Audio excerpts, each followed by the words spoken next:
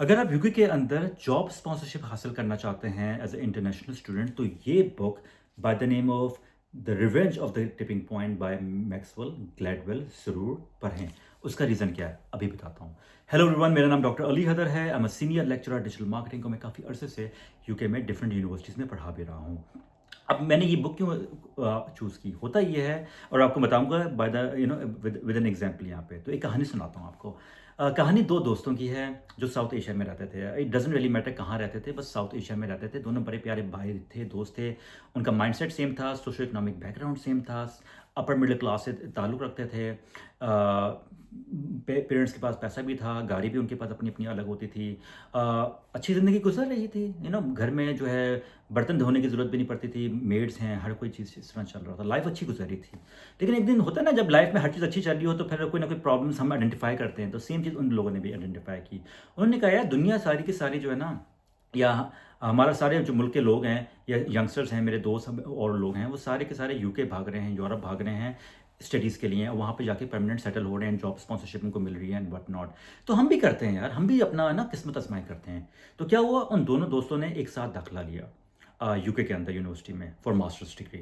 मसला बेचारों के साथ ये हुआ कि उन दोनों का को जो है ना, एक यूनिवर्सिटी ने एक्सेप्ट नहीं किया। तो जो एक दोस्त था जिसको हम स्टूडेंट ए कहते हैं फॉर एग्जांपल, उसको बर्मिंघम में यूनिवर्सिटी ने एक्सेप्ट कर लिया। जो दूसरा दोस्त था उसको, जिसको हम स्टूडेंट बी कहते हैं, उसको लंदन में यूनिवर्सिटी ने एक्सेप्ट कर लिया।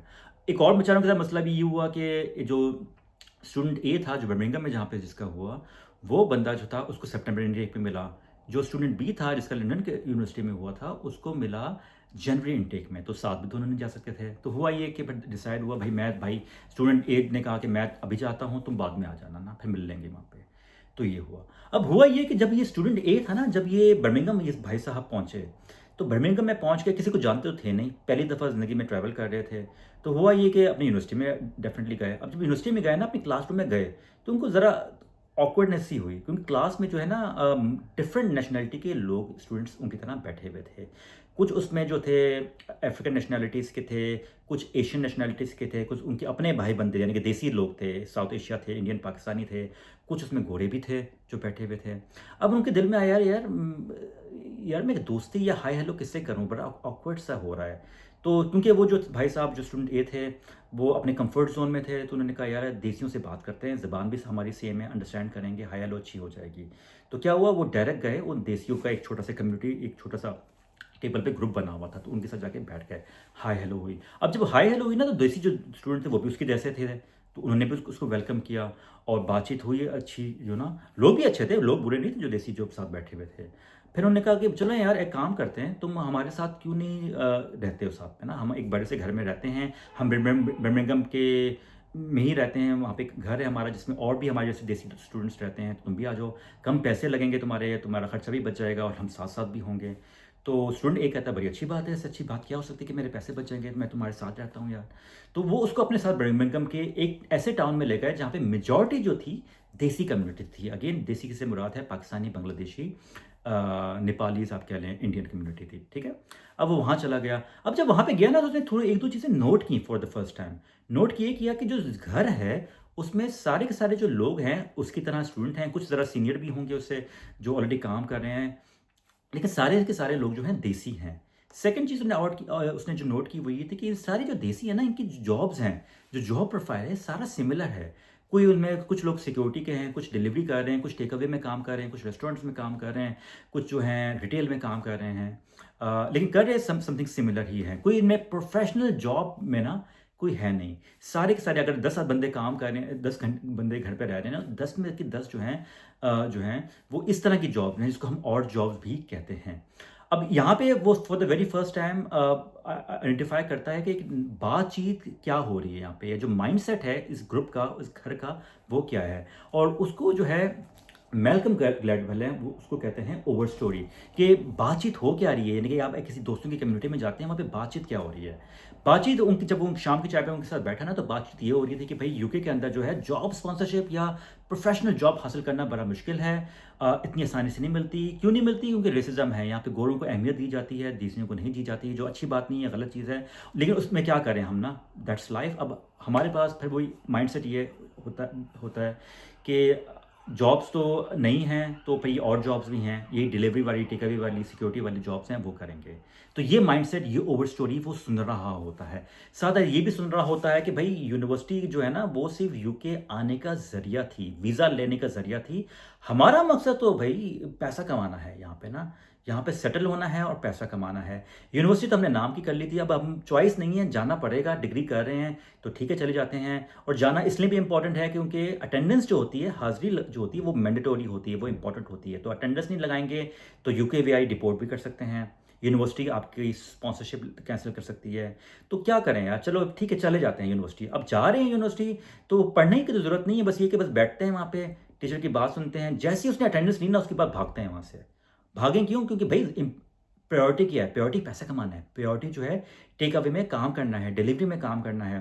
उससे 4 पैसे मिलेंगे ताकि मैं ट्यूशन फ़ीस अपनी दे सकूँ। ये प्रायोरिटी बन जाती है।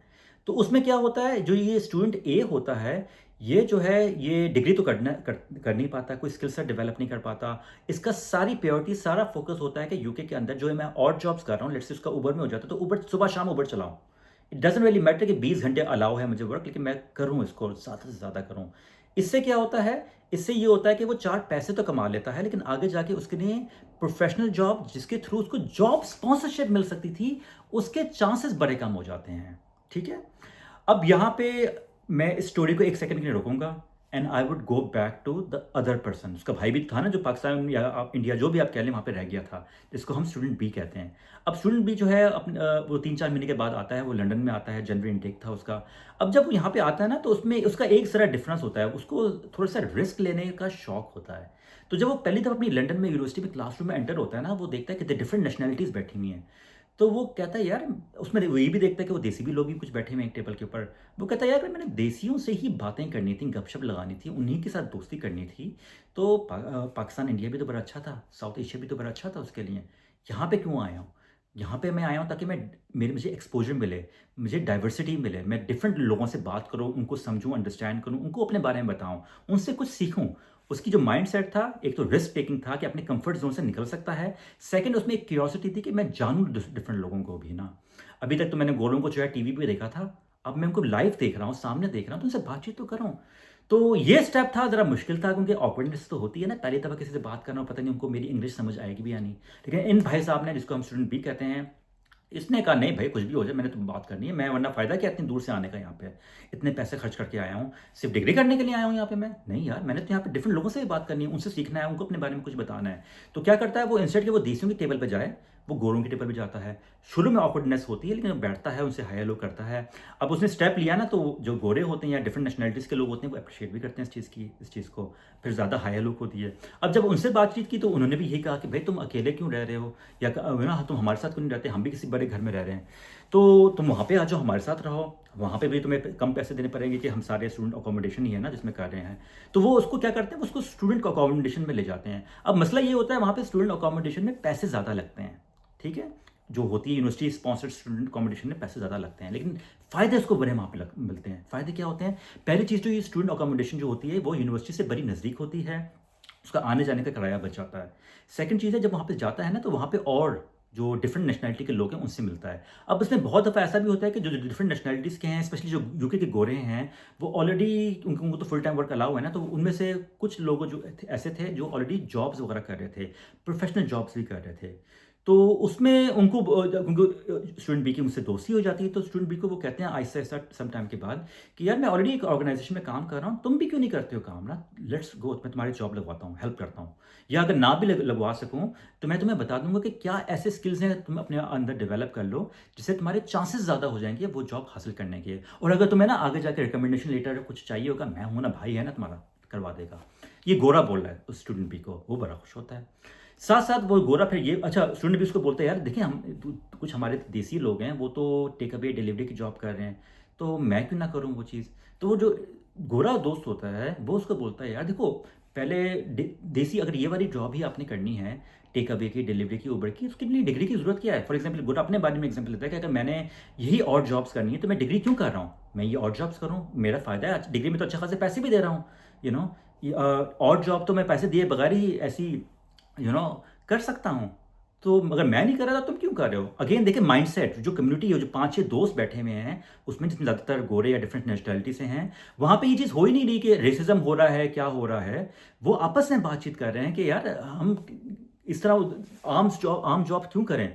हम प्रोफ़ेशनल जॉब्स कर सकते हैं। चलो हम प्रोफ़ेशनल जॉब अभी शायद डिग्री पूरी नहीं हुई, लेकिन हम ऑफ़िस जॉब तो बेसिक लेवल पे कर सकते हैं। फिर वही जो दोस्त होते हैं वो बताते हैं यार कि यूनिवर्सिटी के अंदर भी जॉब्स आ रही होती हैं, आप वहाँ पे अप्लाई कर सकते हैं। बहुत से दोस्त ये भी बताते हैं कि यार जॉब के लिए रिक्रूटमेंट एजेंसीज़ होती हैं, लंदन में काफ़ी रिक्रूटमेंट एजेंसीज़ हैं, वो आपको हेल्प कर सकती हैं टू फाइंड जॉब अपॉर्च्युनिटीज़, वो कनेक्शन करवाते हैं। अब जो स्टूडेंट बी जो है ना, वो उसको टेक अवे की जॉब करने की ज़रूरत नहीं है, क्योंकि उसकी क्या हुआ, एनवायरनमेंट चेंज हुई, यहाँ पे सोशल कंटेंजन हाई, यानी कि दोस्त जो हैं ज़्यादा क्या कर रहे हैं, दोस्त ज़्यादा प्रोफेशनल जॉब्स कर रहे हैं, ऑफिस जॉब कर रहे हैं, व्हाइट कॉलर जॉब कर रहे हैं, और क्योंकि वो उनका दोस्त है, उस एनवायरनमेंट का हिस्सा है, ऑटोमेटिकली उसके भी चांसेस ज़्यादा हो जाते हैं वो ऑफिस जॉब हासिल करने के, जहाँ पे फिजिकल मेहनत कम होती है, मेंटल ज़्यादा होता है। और फिर ये है कि जो अगर आप ऑफिस जॉब कर रहे हैं, आगे जाके आप उसको अपनी सीवी में भी डाल सकते हैं।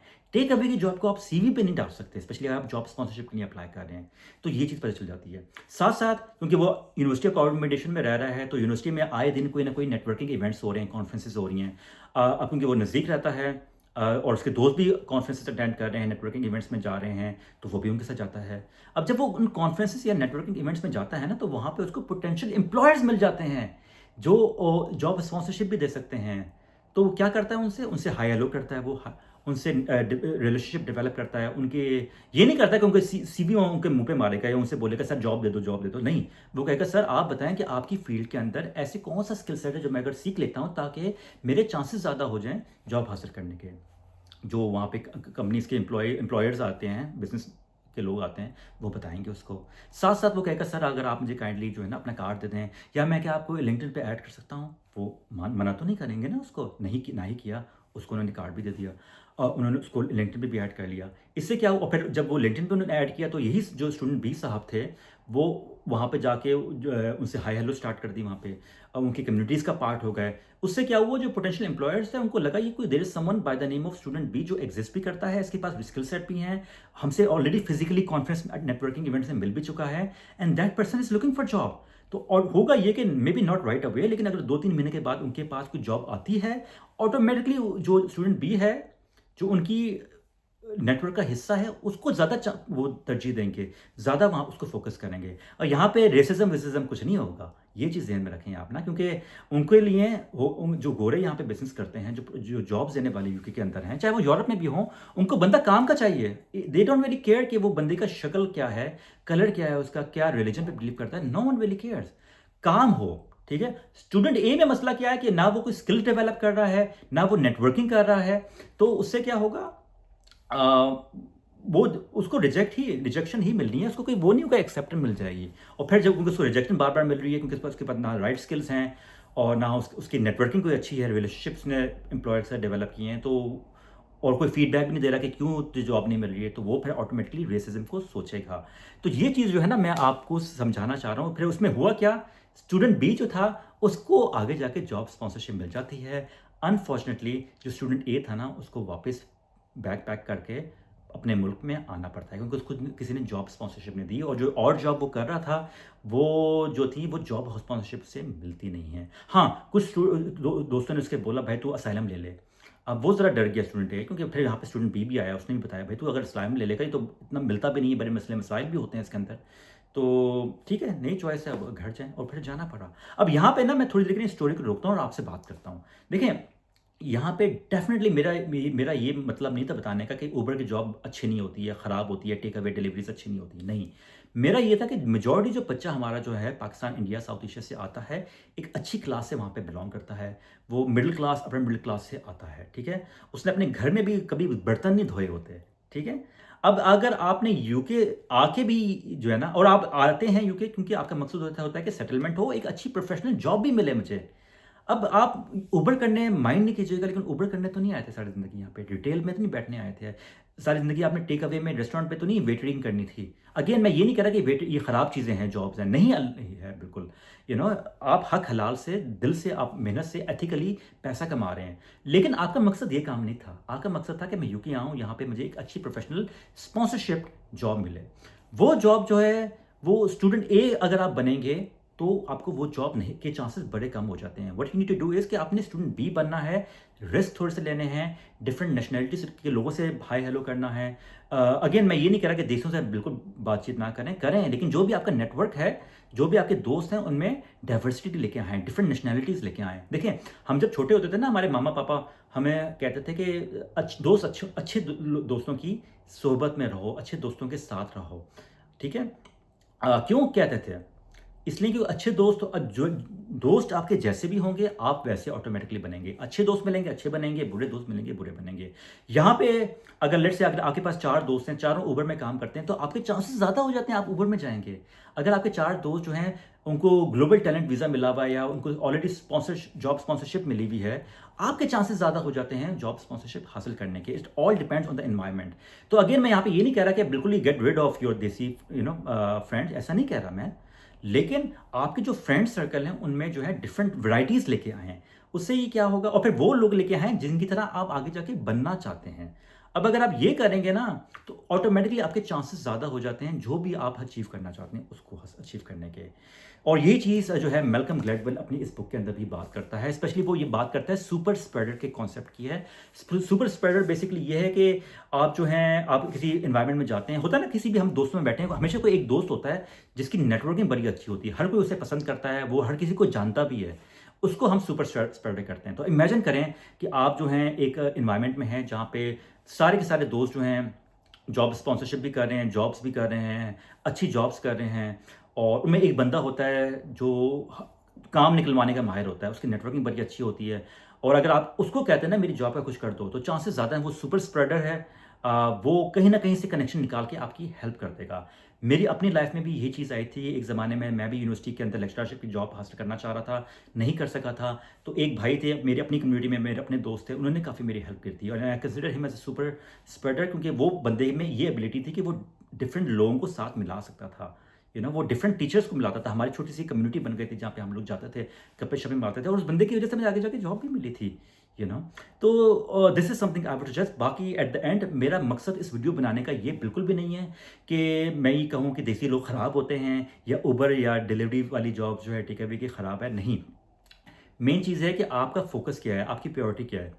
अगर आपकी प्रायोरिटी थी कि है कि बस मैंने यूके में आना है, पैसा कमाना है, और उसके अलावा कुछ नहीं करना, तो फिर डिलीवरी कर लें आप। इसमें भी कितना पैसा कमा लेंगे, लेकिन मसला इसमें यह है कि लॉन्ग टर्म में जॉब स्पॉन्सरशिप तो भूल ही जाएँ, सेटलमेंट भी बड़ी मुश्किल से होती है। लेकिन अगर आपके दिल में है कि नहीं भाई मैंने यूके में आके प्रोफेशनल जॉब करनी है, यहाँ पे प्रॉपर एथिकल राइटली वे से जॉब स्पॉन्सरशिप मुझे मिले, उसके लिए ये है कि फिर आप जो है अपना नेटवर्क, अपने एनवायरनमेंट को चेंज करें। उसमें ज़रा तंग होंगे आप, रिस्क है, अनकंफर्ट होंगे आप, कंफर्ट लेवल इतना नहीं होगा, लेकिन अगर आप ये स्टेप्स ले लेंगे, ऑटोमेटिकली आपके चांसेस ज़्यादा हो जाते हैं एक अच्छे सक्सेसफुल लाइफ के।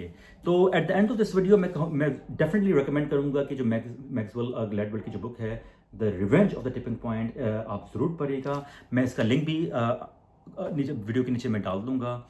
इस वक्त आपको ख़रीदें, पढ़ें, and it has change my life, it has change a lot of students life, क्योंकि मैं as a professor different students को ये जो है बुक्स है रिकमेंड वैसे ही कर रहा होता हूँ। तो या डेफिनेटली अगर आपको यूके के अंदर जॉब स्पॉन्सरशिप चाहिए, जहन खोलें, अपने आप से बात करें, बी रिफ्लेक्टिव, बी क्रिटिकल, और झुंड के पीछे वो फॉलो ना करें, फॉलोअर ना बने, लीडर बने हमेशा ना। तो अगर आपके दोस्त आपको बोल रहे हैं कि भाई तुम बस उबर करो, आप उनसे कहें, जैसे मैंने भी कहा कि मैं करूँगा ये काम, लेकिन एक हद तक करूँगा, मैं सिर्फ कुछ घंटे करूँगा। मेन ऑब्जेक्टिव मेरा क्या है, प्रोफेशनल जॉब हासिल करने का। उसके लिए मैं नेटवर्किंग करूँगा, उसके लिए मैं कॉन्फ्रेंस अटेंड करूँगा। सबसे इंपॉर्टेंट बात, प्रोफेसर्स के साथ अच्छा रिलेशनशिप डेवलप करूँगा, क्योंकि जो प्रोफेसर्स होते हैं आपके यूनिवर्सिटी के, वो आपको लिंक कर सकते हैं with industry as well to increase your chances of gaining job opportunities. तो ये चीज़ करेगा। बाकी एट द कमेंट्स में ज़रूर बताएगा आपको मेरी वीडियो कैसी लगी, and hopefully I will come back to you with in other video. Thank you, take care.